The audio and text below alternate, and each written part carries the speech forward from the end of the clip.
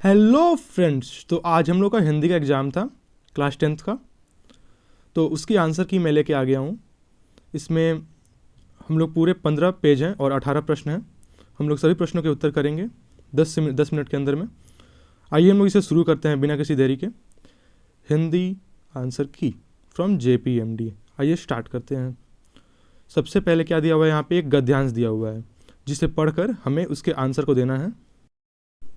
ये गद्यांश गांधी जी के ऊपर है। इसमें गांधी जी जीवित थे, उनके बारे में कुछ कुछ है वगैरह वगैरह। हम लोग डायरेक्ट आंसर देखते हैं। आंसर की जीवन के प्रत्येक क्षेत्र में पथ निर्देश के लिए गांधी जी के द्वारा सिखाए उसूलों का आश्रय लेना होगा। तो इसका आंसर डी हो जाएगा। गांधी जी ने देश को स्वतंत्रता प्राप्ति के लिए मार्ग प्रशस्त किया, क्योंकि यहाँ उनके प्रत्येक क्षेत्र में पथ निर्देश यानी गांधी जी से सीखने की बात की गई है। तो गांधी जी ने कुछ अच्छा कार्य किया होगा, तभी तो उनसे सीखने की बात की गई है। तो उन्होंने स्वतंत्रता प्राप्ति किया है। 1 का डी हो जाएगा। 2 नंबर, गांधी जी द्वारा स्वतंत्रता प्राप्ति के लिए किन मूल्यों, तो ये तो ऊपर से ही दिख रहा है, सत्य और अहिंसा। 2 का ऑप्शन ए हो जाएगा।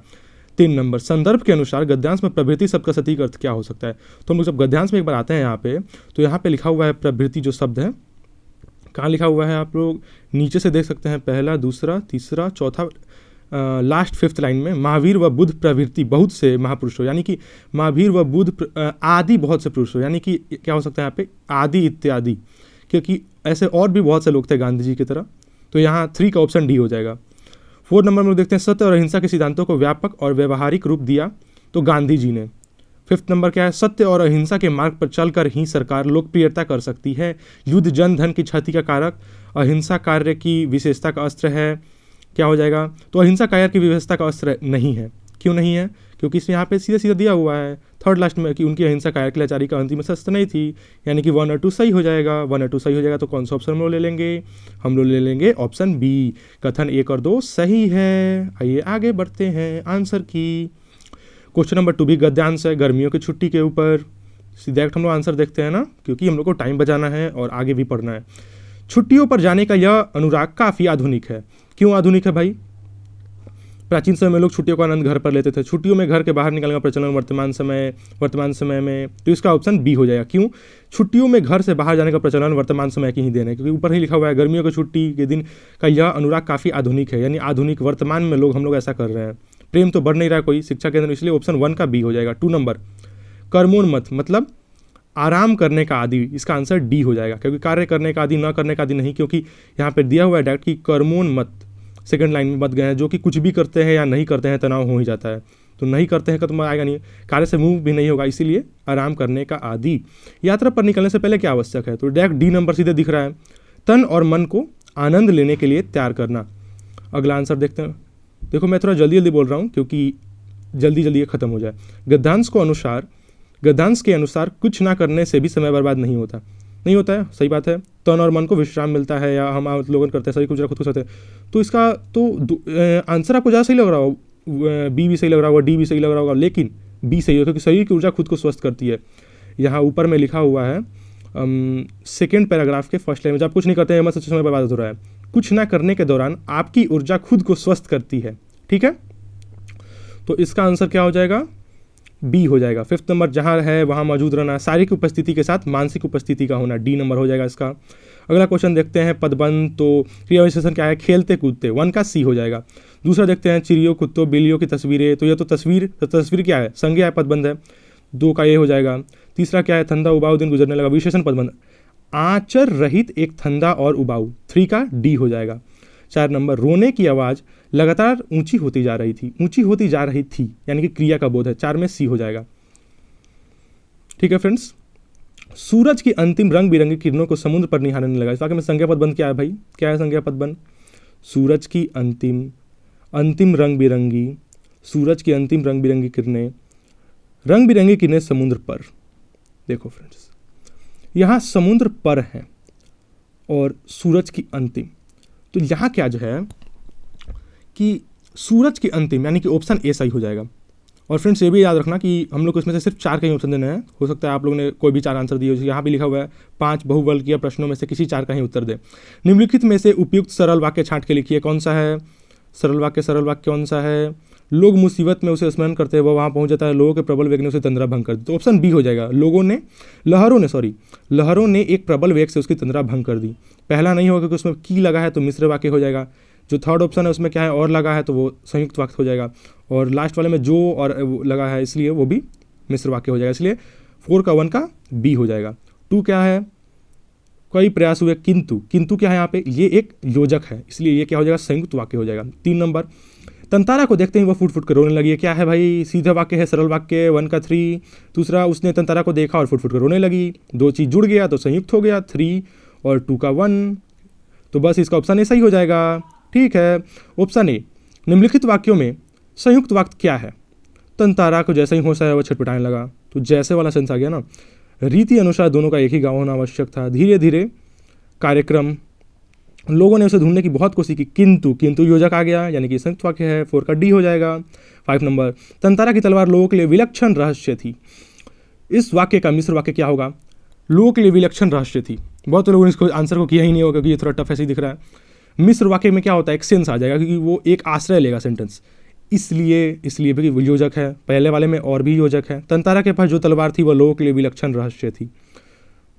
तंतारा की विलक्षण तलवार लोगों के लिए रहस्य थी, तो जो तलवार थी वो रहस्य थी, यानी कि ऑप्शन सी सही हो जाएगा यहाँ पे। 5 नंबर, आत्मकथा क्या है भाई, जल्दी बताओ। आत्मा की कथा, यानी कि तत्पुरुष समास, 1 का सी हो जाएगा। दूसरा, मनोरोग, मन का रोग, ऑप्शन ए हो जाएगा। अव्ययी भाव समास का उदाहरण क्या हो जाएगा भाई, बताओ जल्दी बताओ। 3 का डी हो जाएगा।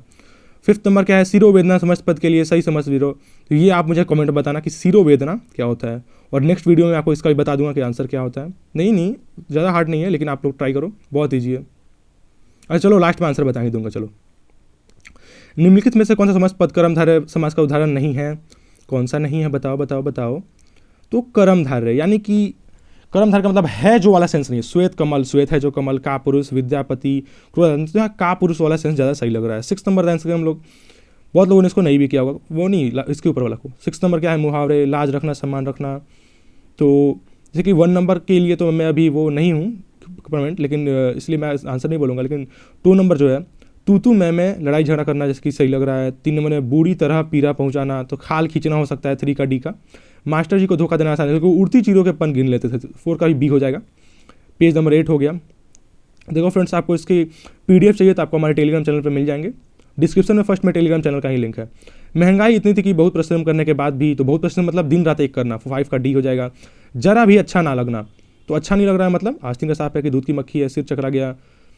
फूटी आंख ना सुहाना हो सकता है इसका। 7 नंबर क्या है, पहले पद में सोना और जागना क्या है भाई, बताओ जल्दी बताओ। लाइक अज्ञानता और ज्ञान का, सीधे सीधे दिख रहा है ना। चलो ठीक है। कबीर दुखी क्यों है, क्योंकि ईश्वरीय सत्य से लोगों को परिचित नहीं करवा पा रहे हैं, 2 का डी हो जाएगा। ठीक है, मैं थोड़ा जल्दी बोल रहा हूँ, बस 7 मिनट हो गया लगभग वीडियो में। मंत्र ना लगना का आशय क्या है, मंत्र ना लगना मतलब सीधे बोल देता हूँ, कोई उपाय काम ना आना, 3 का सी। राम वियोगी व्यक्ति की तुलना किससे की गई है भाई, वीरा रूपी सर्प से ग्रसित व्यक्ति से, डी हो जाएगा इसका।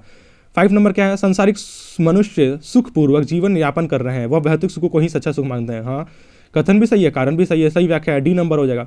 8 का 1, मनुष्यता कवि के अनुसार संसार में मनुष्यों की स्थिति में भिन्नता का कारण क्या है, मनुष्य द्वारा प्राप्त किया गया ज्ञान है। ठीक है, सर हिमालय का हमने ना झुकते दिया, तो क्या किया हम लोगों ने, हिमालय की ओर से शत्रुओं को देश में प्रवेश न करने दिया, देश की आन बान सन हिमालय की रक्षा किया, नहीं, ए हो जाएगा, देश के आत्मसम्मान और गौरव पर आज ना आने दिया। ठीक है, तो यहाँ हम लोग ने 8 प्रश्न कर लिए। 9वां प्रश्न देखते हैं। निम्नलिखित गद्यांश को ध्यानपूर्वक पढ़ें। गद्यांश से पहले वर्षों का क्या स्थिति थी, दिख रहा है ऊपर। सेकंड में क्या है, दूर तक जंगल था, तो प्राकृतिक परिवेश था।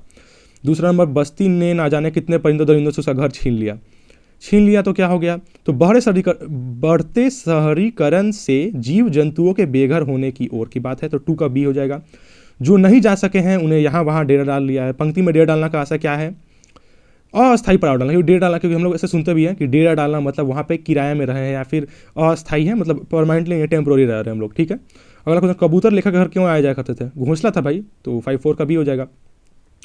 निम्नलिखित कथन तथा कारण को ध्यानपूर्वक पढ़िए। खिड़की के बाहर दोनों कबूतर रात भर खामोश और उदास बैठे रहते थे, उनका अचानक छीन गया था, सही बात है भाई, तो इसका डी हो जाएगा। गद्य खंड जल्दी पढ़ के बताओ। व्यथा आदमी को पराजित नहीं करती, उसे आगे बढ़ने का संदेश देती है, मतलब विपरीत परिस्थितियां मनुष्य को सक्षम बनाने में सहायक होती है, यानी कि 10 का सी हो जाएगा। बड़े भाई साहब को लेखक की निगरानी का पूरा और जन्मसिद्ध अधिकार क्यों था, आयु में बड़े होने के कारण, ठीक है, ये भी हो गया। अब क्या है, यहाँ क्वेश्चन आंसर आ गया, बड़े भाई साहब के अनुसार एक ज़माना था कि लोग 8वां दर्जा पास किया, यहाँ पे हम लोग को खुद से आंसर लिखना होगा, ठीक है।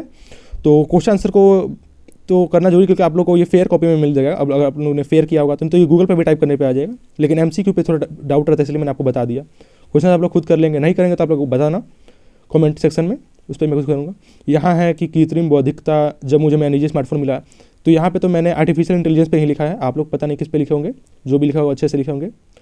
यहाँ क्या है, एक पत्र है, सूचना है, और क्या क्या है भाई लास्ट में यहाँ पे है कि एक दैनिक समाचार पत्र आर्थिक दृष्टि से कमज़ोर छात्रों के ऊपर, ये क्या है, एक विज्ञापन बनाने का है, और एक लघु कथा और ईमेल लेखन है।